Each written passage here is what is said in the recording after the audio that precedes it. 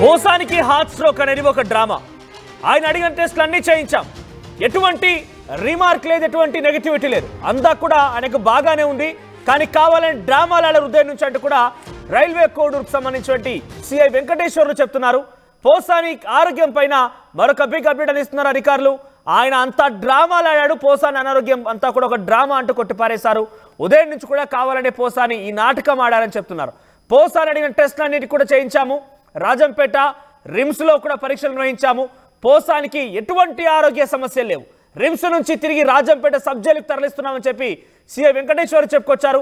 Exclusive గా ఆయన ఈ యొక్క ఆరోగ్య పరిస్థితి పైన, పోసాని హార్ట్ స్ట్రోక్ విషయం పైన సిఐ మాట్లాడారు. ఆయన ఏం మాట్లాడారో చూద్దాం.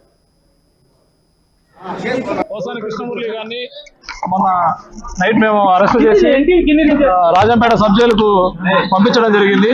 ఆ సబ్ జైలు ఈ రోజు మార్నింగ్ అతను కొంత ఏదో అస్వస్థగా ఉంది, కొంచెం కడుపులో అట్లా పెయిన్ గా ఉంది అని చెప్తే దానికి సంబంధించి అతన్ని రాజంపేట ప్రభుత్వ ఆసుపత్రిలో చేర్చి అక్కడి నుంచి ఇక్కడికి కడప రిమ్స్ హాస్పిటల్ నందు వైద్య పరీక్షలన్నీ కూడా నిర్వహించడం జరిగింది. ఈ వైద్య పరీక్షల్లో అతనికి ఎటువంటి ఆరోగ్య సమస్యలు లేవని, అతనికి కేవలం ఒక నాటకం ఆడి ఈ విధంగా చేశాడని చెప్పేసి కూడా తెలిసింది.